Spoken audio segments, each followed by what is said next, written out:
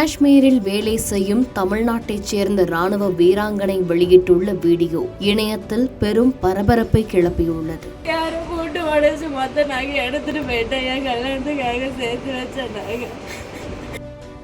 அதாவது தனது வீட்டில் கடந்த ஜூலை மாதம் திருட்டு சம்பவம் நடந்ததாகவும், இருப்பினும் இதுவரை போலீசார் குற்றவாளியை கண்டுபிடிக்கவில்லை என்றும் அந்த பெண் கண்ணீர் மல்க பேசுகிறார். மேலும் இந்த விவகாரத்தில் போலீசார் உரிய நடவடிக்கை எடுக்கவில்லை என்றும் குற்றம் சாட்டியுள்ளார். வேலூர் அடுத்துள்ள காட்பாடி நாராயணபுரம் பகுதியைச் சேர்ந்தவர் குமாரசாமி. இவரது மகள் கலாவதி காஷ்மீரில் எல்லை பாதுகாப்பு படை வீரராக இருக்கிறார். கடந்த ஜூலை 24ஆம் தேதி குமாரசாமி வீட்டில் புகுந்த மர்ம நபர்கள் பூட்டை உடைத்து பீரோவில் இருந்த 22 சவரன் நகை, பட்டு புடவை, 50,000 ரூபாய் ரொக்கத்தை திருடி சென்றனர். இது தொடர்பாக புகார் அளித்தும் இதுவரை நடவடிக்கை எடுக்கவில்லை என கலாவதி குற்றம் சாட்டி வீடியோ ஒன்றை வெளியிட்டுள்ளார். காஷ்மீரில் இருக்கும் அவர் இது தொடர்பாக கண்ணீர் மல்க பேசிய வீடியோ வெளியாகி பரபரப்பை ஏற்படுத்தியுள்ளது. 32 வயதான கலாவதி தன் திருமணத்திற்காக வைத்திருந்த நகைகள் திருடு போனதாகவும், போலீசார் உரிய நடவடிக்கை எடுக்க தாமதித்ததாகவும் கண்ணீருடன் கூறுகிறார்.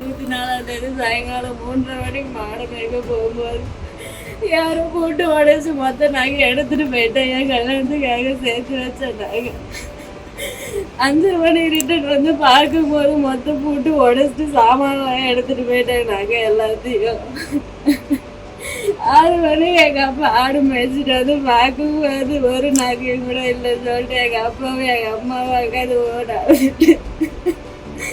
எங்க அண்ணன் வேலைக்கு போயிட்டு ரிட்டர்ன் வந்து பார்க்கும்போது அவங்க அழுதுட்டு இருந்தது பார்த்து கேட்டுட்டு போலீஸ் ஸ்டேஷன்ல போய் கம்ப்ளைண்ட் கொடுத்தா. ஜூன் மாதம் 24ஆம் தேதி நைட்டு.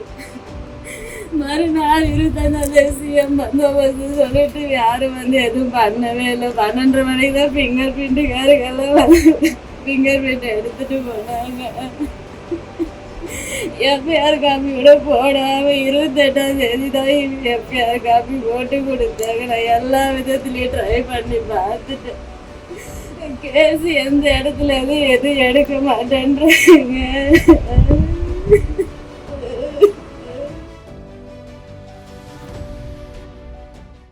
செய்திகளை உடனுக்குடன் தெரிந்து கொள்ள கீழ்கண்ட கேபிள் மற்றும் டிடிஹெச் நெட்வொர்க்குகளில் எம்நாடு செய்தி தொலைக்காட்சியை காணுங்கள். பாதகம் செய்பவரை கண்டால் நாம் பயம் கொள்ளலாகாது பாப்பா.